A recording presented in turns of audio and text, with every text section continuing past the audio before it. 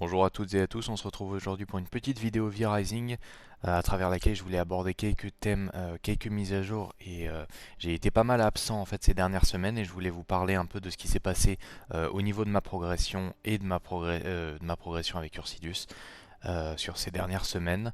Donc voilà, je pensais faire ça à travers une petite vidéo, donc c'est parti, je vais essayer de faire une vidéo qui soit la plus courte possible et la plus agréable à regarder. Je commence donc par le premier point en fait de cette vidéo qui est la base du château que nous avons totalement revu. En effet, nous avons constitué le château en trois parties. Nous avons d'abord une side du trône qui se trouve ici avec les cercueils et les trônes de commandement que nous avons d'ailleurs plutôt bien détaillés de façon à ce qu'elle soit assez agréable.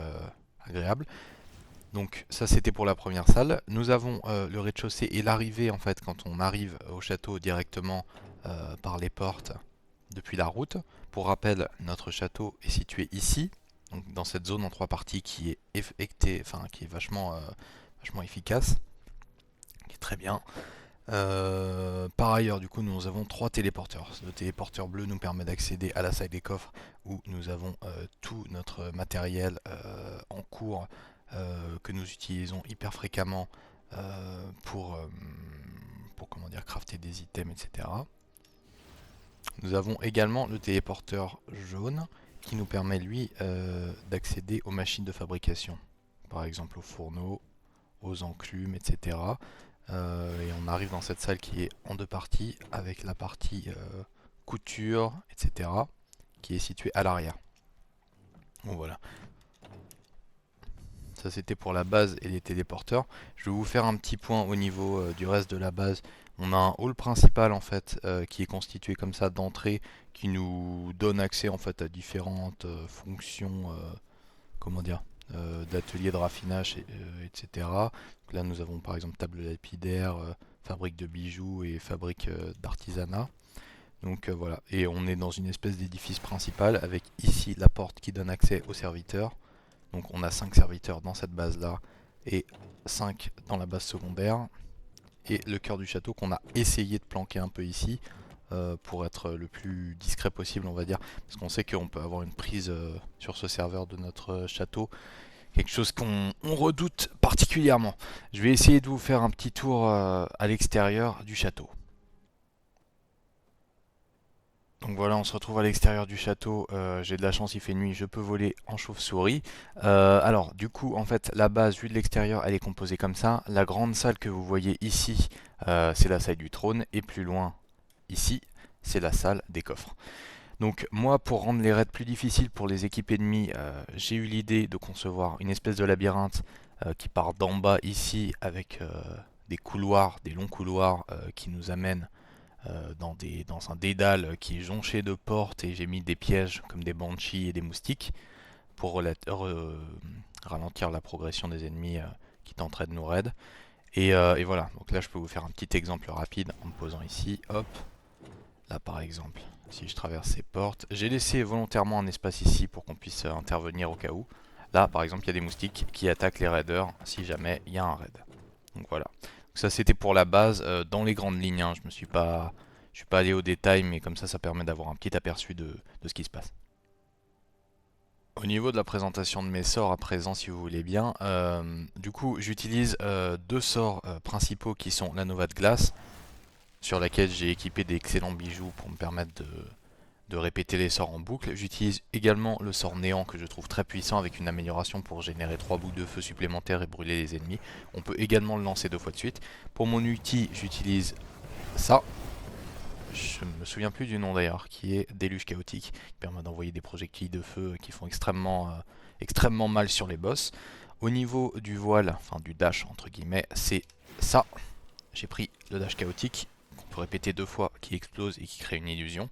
J'ai essayé de booker les bijoux au maximum. Comme vous voyez, j'ai posé un beau bijou ici, un beau ici. Bon, j'ai pas de bijoux pour les ultimes, pas encore. Je pense que ça se débloquera plus tard, mais pour le moment, j'en ai pas. Donc voilà, ça c'était au niveau de mes sorts.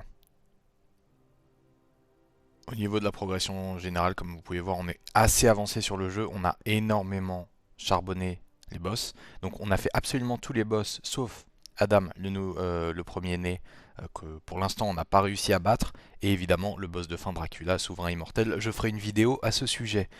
Donc voilà, on est prêt, on a presque terminé. Pour rappel, là aujourd'hui je tourne la vidéo, nous sommes le 15 septembre 2024. Le serveur sur lequel on joue, qui est un serveur PVP, ferme ses portes le 6 octobre, donc dans moins d'un mois. Donc il faut qu'on ait réussi notre objectif qui est de vaincre tous les boss avant la fin du temps imparti. Je pense que c'est réalisable pour nous. Je vais à présent vous faire la présentation de mes armes. Alors comme vous le savez sur le jeu, il y a plusieurs façons d'obtenir des armes. La première façon est de tuer des boss dans les événements d'incursion stygienne que l'on trouve dans les ruines de Mortium. Comme vous voyez là, une incursion de faille de niveau 1 dans 13 minutes, suivie généralement des incursions de niveau 2 qui nous permettent des fois, parfois, d'obtenir des armes épiques ou légendaires. Alors, pour les armes épiques, comment ça se passe? Vous avez 90% de chance quand vous droppez une arme en tuant un boss, chose qui n'arrive pas souvent, qui doit arriver une fois sur 4, que ça soit une arme épique. Donc je vais vous présenter rapidement toutes mes armes épiques que j'ai sur le jeu. Alors numéro 1, j'ai la masse d'armes avec un passif électrocution, voilà, qui est une arme niveau 30 que j'ai en épique, qui est assez pratique au niveau du farming des ressources. Après moi je ne la joue pas en PVP ou en PVE, donc voilà, ça reste une masse d'armes, ça reste quelque chose qu'on utilise pour farmer les minerais. Voilà, donc elle est niveau 30, elle est épique, et voilà, donc j'en suis là pour les masses d'armes. Ensuite, j'ai mon arme principale que j'utilise tous les jours dans tous les fights. Ce sont les revolvers que j'ai réussi à obtenir en épique. Alors cela, étant donné qu'on a terminé l'hôtel stygien, du coup je me permets d'investir. J'ai investi 1500. Malheureusement, bon, j'ai eu des pistolets épiques. J'aurais préféré des pistolets légendaires. Épique, c'est très bien. Ça change pas beaucoup de stats. Moi, je les ai avec un passif de drain sanglant, donc c'est très très très très bon. Quelque chose qui me permettra de régène en fait en combat. Donc voilà, pistolet, moi je suis jamais déçu, c'est vraiment mon arme principale pour farmer. Principale, je veux dire à distance. Voilà. Donc voilà les pistolets, pistolets niveau 30 épique. Ok, je passe ensuite aux armes légendaires. Donc en armes légendaires, j'ai la faux qui est Lamentation de Mortira, voilà, qui est une arme légendaire que j'ai drop en fait suite au combat, un combat contre un boss stygien, on va dire. J'étais assez content de l'avoir, c'est ma première arme légendaire. Du coup, je précise, je ne l'ai pas acheté, hein. Je l'ai drop en combattant un mob. Alors, je m'en sers relativement peu, elle est pratique. Elle a un passif avec malédiction qui invoque des zombies, enfin des squelettes, pardon, qui permet de régène grâce aux squelettes également. Elle fait des bons dégâts au corps à corps, mais je ne m'en sers pas énormément. Mais voilà, ça reste une arme légendaire, donc c'est tout à fait correct. Oups, rien à voir. Et voilà, du coup au niveau des armes légendaires, la première c'est celle-ci et elle est effectivement assez intéressante quand même.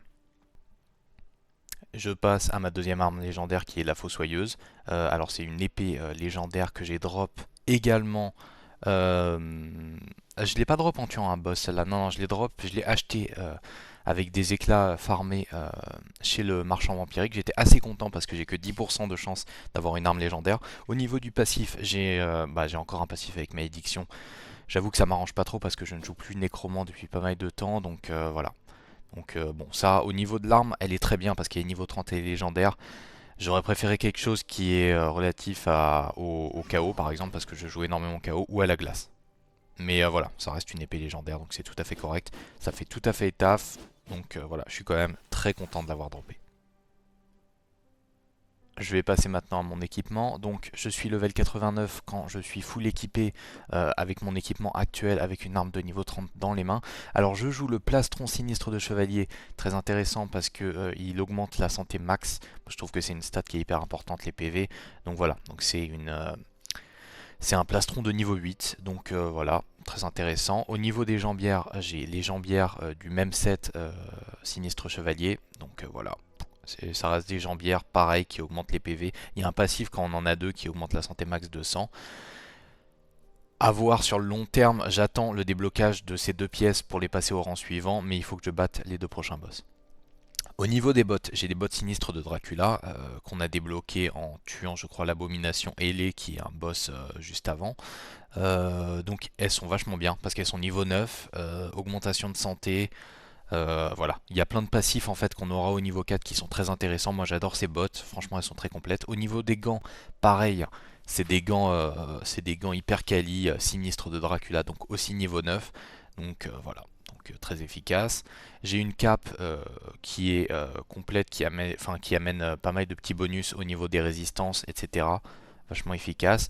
Au niveau, comment dire, du bijou principal, donc tout ce qui touche au sort et qui augmente la puissance magique, j'ai pris Amulette de l'Archimage parce que ça donne un bonus sur la glace. Et j'aime énormément la glace. Donc voilà, je crois avoir fait le tour. Donc voilà, la vidéo est terminée, fin de vidéo. Voilà, donc vous avez à peu près le niveau de ma progression de ce qui s'est passé, enfin moi et Ursidus en notre absence. Donc voilà, donc on a avancé à ce niveau-là.